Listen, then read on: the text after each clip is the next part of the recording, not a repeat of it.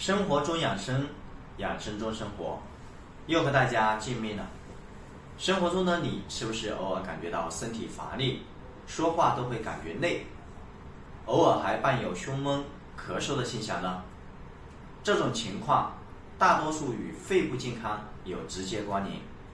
从中医理论认为，肺主呼吸、朝百脉，主一身之气，肺气足，全身之气都十足，身体抵御外界的能力更强，说话声音更加浑厚有底气。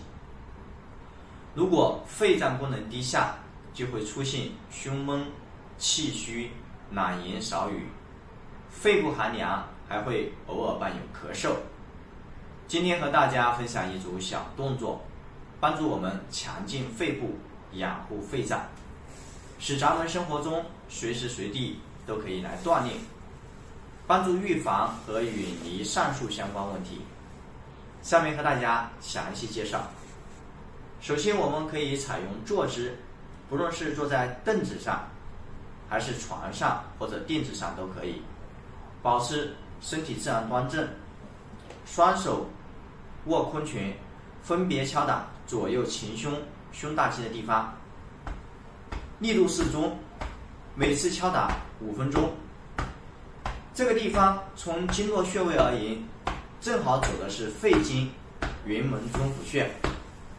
如果找不准穴位，就把这一块通通敲打到。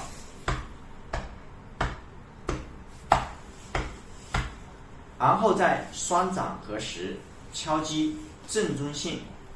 这个地方有一个非常重要的穴位，会任脉上的膻中穴，位于两乳正中央，力度适中，每次敲打5分钟。